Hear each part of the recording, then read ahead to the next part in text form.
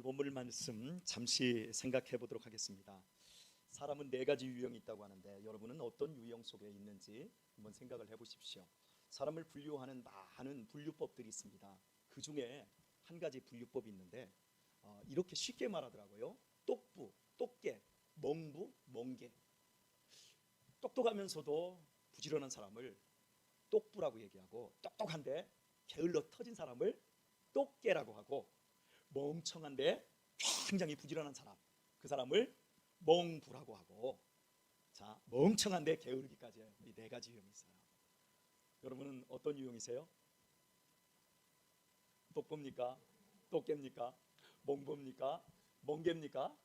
어느 쪽인 것 같아요? 각자 이야기하기가 좀 껄끄럽지요.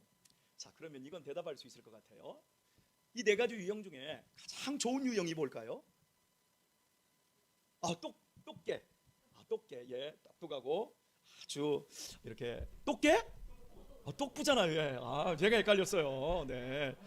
제가 이제 지금이 여러분 9월 달을 넘어 10월 달이 오니까 제가 더 헷갈리기 시작했어요. 이해하시고요. 예. 똑부, 똑똑한데 부지런하기까지 하다. 정말 좋은 유형입니다. 그러면 그 반대로 가장 위험한 유형이 뭘까요? 가장 위험한 사람, 네 가지 유형 중에서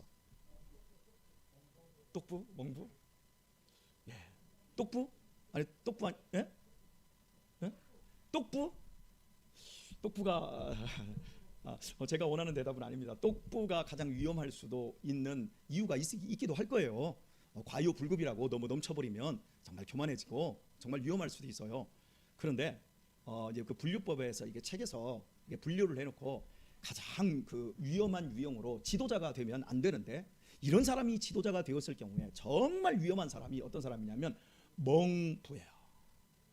멍청한데 엄청 부지런해요. 일을 엄청나게 만드는 거예요.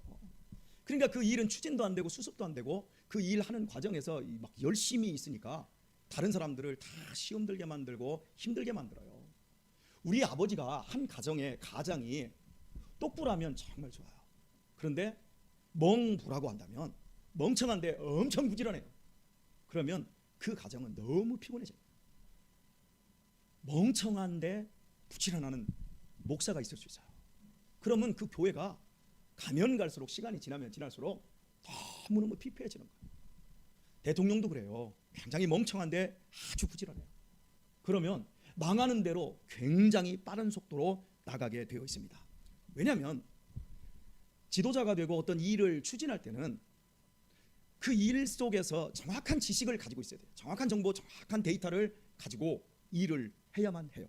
그런데 그런 것들은 없어요. 그냥 막 가슴이 확 동해버리면, 귀가 너무 얇아서 솔깃해버리면 그냥 일을 저질러버리고 마는 거예요.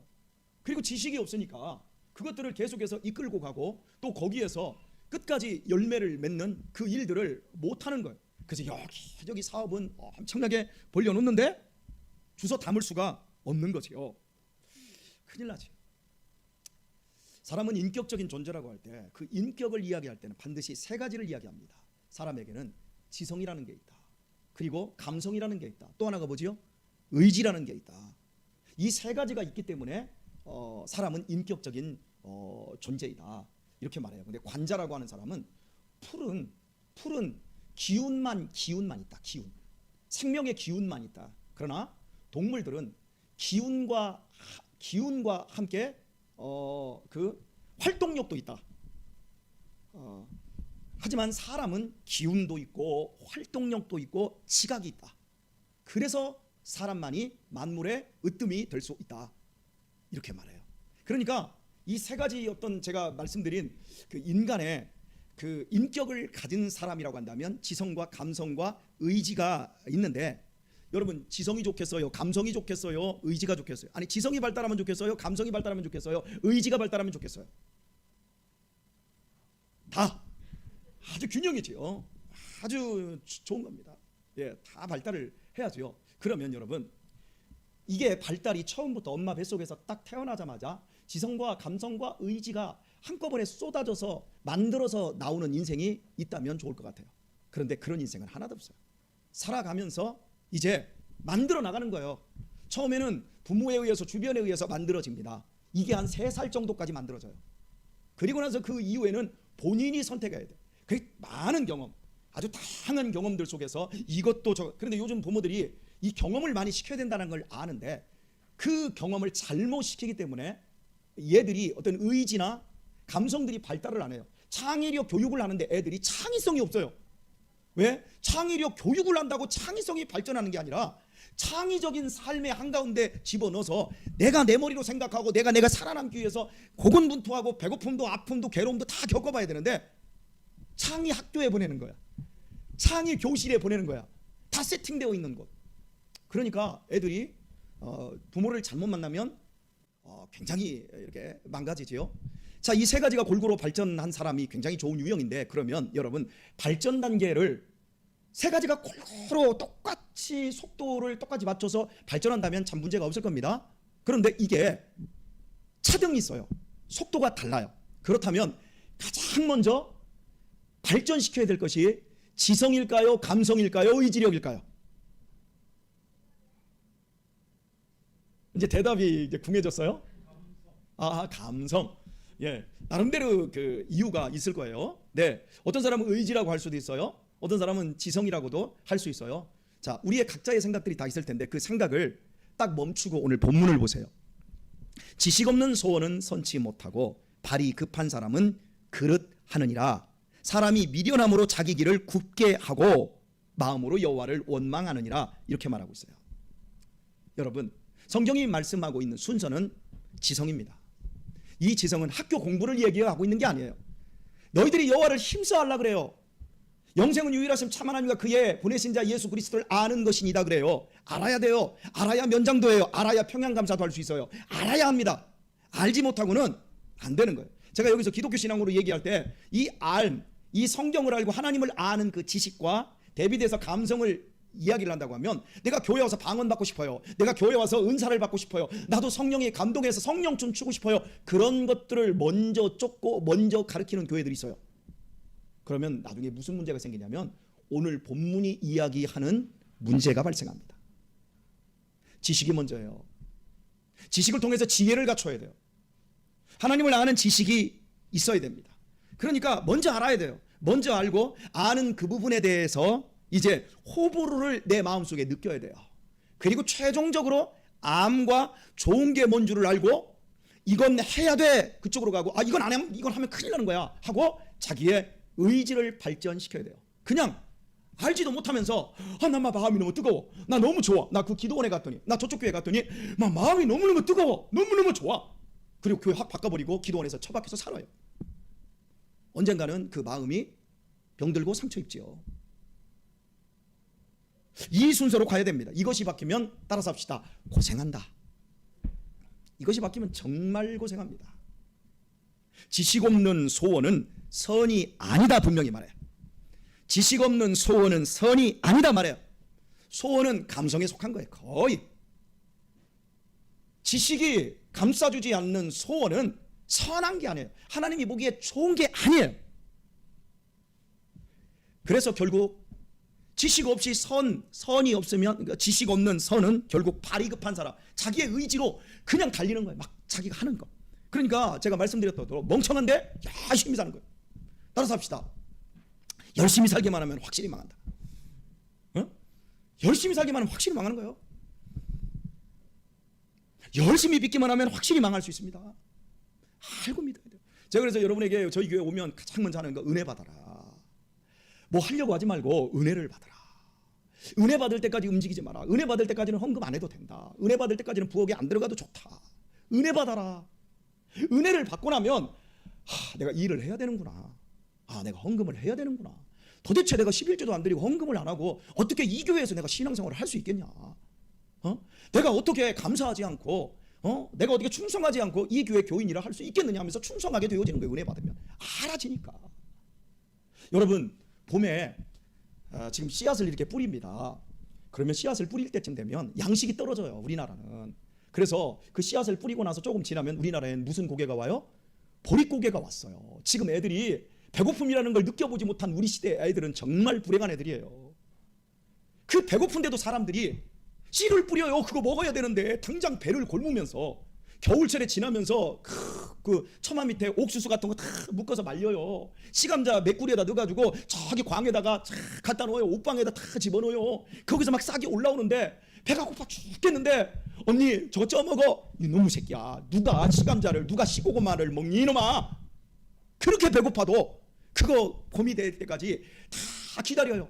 그리고 그걸 막 탁 자르고 벽시 불려가지고 딱 놓으면 벽시가 나쁜 건 무위로 붕붕 떠요. 그리고 좋은 거 밑으로 탁 가라앉아요. 그 다음에 그걸 갖다가 못 자르려고 뿌려요. 왜? 30배 60배 100배 열매를 맺으니까. 우리가 은혜를 받고 나면 지식이 보이는 거예요. 가을이 보이는 거예요. 봄이 됐는데 가을이 보이니까 오늘 내가 뿌리지 않을 수 없는 거예요. 보이지 않으면 안 뿌려도 되는 거예요. 그러나 내가 이 교회에서 헌신하고 내가 충성해야 되겠구나, 내가 이 교회에서 은혜 받아야 되겠구나. 그래서 내 인생의 30배 60배. 여러분, 제가 오늘 어떤 청년하고도 얘기를 했지만 미래는 오지 않은 것이 아니라 미래는 내 속에 지금 와 있어요. 내 미래가 여기에서 지금 퍼뜨려지지 않았을 뿐이지. 이건 철학자가 한 말이에요. 그래서 내가 알고 보면 천국이 보이는 줄 있습니다. 내가 알고 나면 내 미래가 보이는 거예요. 제가 우리 학생들 청년들 하는 짓 보면, 하는 행동 하나하나 보면 미래가 보여요. 아, 얘는 어떻겠구나, 아, 이 친구는 어떻게 가겠구나, 저렇게 고집부리고 저렇게 불순종하는 거 보니까 이 다음에 정말 개고생하겠구나. 근데 아이고 이 친구 봐라, 이렇게 순종을 잘하네. 야, 하나님이 이 친구에게 선한 하나님의 지식을 주어서 좋은 배우자도 만나게 할 것이고 인생이 아름답고 평온하게 하나님의 빛과 소금으로 승리하게 될 것이구나. 아멘. 예, 이런 것들이 보여요. 이 아멘 하나 하는 것만 봐도 보여요. 이게 이 눈동자만 봐도 이게 알아요. 눈이 지금 떴는지 안 떴는지. 아고 고저 오늘 고저 나왔는데 빨리 끝나지. 뭐 그렇게 지지부리 멍부 멍게 뭐 똑부 똑개만 얘기했으면 되지. 뭐 그렇게 이렇게 은우야 눈 떠. 지금은 기도 시간이 아니고, 예, 지금은 말씀 듣는 시간이에요. 네, 오늘 우리에게 필요한 걸 아는 거예요. 열심히 하다가 시험 듭니다. 내가 하나님 얼마나 열심히 했는데, 내가 이 교회에서 얼마나 내가 충성하고 얼마나 내가 헌금을 많이 하고 내가 얼마나 열심히 했는데 모든 일마다 다 했는데 결과가 뭡니까? 하고 결국에는 원망하는 거예요. 자기가 하나님의 순서를 어겨놓고 자기가 급해가지고 자기 멋대로 마음대로 그렇게 일을 저질러 놓고 결국에는 하나님을 원망한다, 이렇게 말하고 있어요. 신앙은 하나님이 계시해 주신 말씀이라고 하는 지식을 정확히 아는 데서 출발해야 됩니다. 자신의 열정이나 열망을 채우려는 데서 신앙을 시작하게 되면 반드시 잘못되어집니다. 그래서 하나님의 말씀을 통해 하나님이 누구이고 하나님이 이 세상에 대한 어떠한 계획을 가지셨고 그리고 그 안에 하나님이 나를 왜 만들어내셨고 내가 처한 현재와 나를 향한 하나님의 뜻이 무엇이고 이런 하나하나 것들을 배워나가야 돼요. 하나님의 말씀, 기독교는 말씀의 종교인 이유는 배워가야 되는 거예요. 여러분, 우리가 지금 여기 찬양 드렸잖아요. 찬양의 최고봉은 하나님의 말씀을 배우는 데서부터 시작되는 거예요. E.M. 바운드라고 하는 이 기도에 관한 글을 쓰신 분이 제일 앞에다 이렇게 써요. 기도의 근본은 하나님에 대한 지식에서 시작된다, 이렇게 얘기해요. 하나님에 대한 지식이 없으면 그냥 무당에게 가가지고 막 정성을 하는 거야. 막 덩덕쿵 막 그러면서 막 정성이 부족하여 호박떡이 서럽거나 막 그러면서 막 정성만 찾는 거예요. 막 잠 안 자고 정성만 찾지 하나님의 뜻대로 구하지 않는 거예요. 찬송도 하는 거예요. 막 열심히 자기 흥에 취해가지고 열심히 찬양하지. 그냥 하나님에 대한 그 지식에 의해서 나를 구원하신 하나님이 지금 내 속에서 하나님을 찬양하는 그 모든 성령의 역사와 기름 부으심을 허락하시는 그 가운데서 막 찬양이 올려지는 게 아니라 자기 신바람에 나가지고 혼자 그러는 거예요. 그런 것처럼 우리의 신앙에 있어서 배워가는 것, 하나님을 알아가는 것 얼마나 중요한 것인지 모릅니다. 그때 우리는 배울 때 하나님의 영광을 온전히 알게 되어지고 내 영광이 떠나가야 돼요. 내 영광은 떠나가고 하나님의 영광이 내 속에 들어와야 돼요. 이게 무슨 말인지도 몰라요. 그냥 교회만 다니는 거예요. 그냥 개만치 모르고 그냥 가지요. 여러분, 교회 그런 식으로 30년 다녀도 하나님의 영광이 뭔지도 모르고 신앙에 대한 바른 지식을 깨치지 못하면 늙어서 고생합니다. 나이 먹어서 고생하지요. 우리가 맞아야 될 매가 있어요. 우리가 겪어야 될 고생이 인생에 있어요. 젊은 날 고생할 수 있기를 바랍니다. 젊어서 고생은 괜찮아요, 여러분. 젊어서는 여러분 새빵살이해도 괜찮아요. 젊은 날은 그냥 창고 같은 데서 잠을 자도 돼요. 젊은 날은 그냥 이렇게 막 메리아스만 딱 입고 으쌰으쌰 막 뛰어봐요. 그럼 쟤 젊어, 근육 좋네 이러지요. 그런데 늙어가지고요, 정말 여러분 늙어가지고 막 집도 없고 그렇게 한 80 먹은 사람이 러닝구 입고 막 저녁에 뛰어봐요. 추해요. 그러니까 우리 인생에 있어서 우리가 변화되어지고 만져지는 이렇게 이 과정, 성장하는 그 과정들이 있어요. 그 과정 속에서 반드시 필요한 건 하나님을 알고 하나님의 영광을 배워가야 되는 거예요. 우리가 부부관계를, 결혼을 안 배웠기 때문에 결혼하자마자 문제가 생기고 거기서도 문제가 생겼는데 그 문제의 실마리를 해결할 수 있는 하나님의 지식을 그대로 받아들이고 조금씩 고치고 훈련하면서 그러면 하나님의 영광이 우리 부부 사이에, 우리 가정 속에 들어오거든요. 그런데 안 하는 거예요. 그냥 멍청한데 엄청 부지런하게 그냥 사는 거예요. 그러니까 살면 살수록 고달프고 괴롭게 되어지는 거죠. 오늘의 말씀을 맺도록 하겠습니다. 하나님의 참된 지식의 말씀을 이해하고 깨닫는 데서부터 우리의 인생이 시작되어야 되고, 그렇게 우리의 감성이 변화되고 다스려지고 차곡차곡 이런 하나님의 능력들이 채워져서 우리의 의지가 더욱더 견고해져야 됩니다. 이 씨 뿌리는 그 마태복음 13장 비유에서 보게 되면 옥토에 뿌려진 그 씨들이 30배, 60배, 100배를 맺잖아요. 그런데 거기에서 옥토를 정확하게 설명을 해요. 말씀을 듣고 깨닫는 자니 이렇게 해요. 말씀을 듣고 깨달을 때 그 사람이 옥토라는 거예요. 우리 학생들, 청년들, 어린이들, 하나님의 말씀이 깨달아지는 데까지 나갈 수 있기를 바랍니다. 깨달아지지 않으면 우리는 계속해서 가시밭이고, 우리는 계속해서 돌짝밭이고 길가예요. 그렇게 되면 우리의 인생은 가면 갈수록 아무리 많은 것들을 가지고 많은 삶을 이루는 것 같아도 고생은 고생대로 다 하고 저주는 저주스러운 대로 다 저주스럽고, 그러면서 슬픔과 탄식이 떠나질 않아요. 그러나 내 자신이 옥토가 되어서 하나님의 말씀을 깨닫기 시작하면 어떤 상황에서도 감사가 흘러넘치고 기쁨이 흘러넘치고, 그리고 그것들이 축복이 되어지고, 할렐루야, 우리의 인생이 후회스럽지 않게 되어집니다. 우리 사랑하는 성도 여러분, 모두 우리의 세 가지 유형의 자리에서 있었다고 한다면 우리 마지막 한 자리 유형으로 가도록 하십시다. 똑 부러진 부지런한, 똑똑해서 부지런한 믿음의 사람, 하나님을 알아가는 우리 귀한 성도들 되시기를 예수님의 이름으로 축원합니다.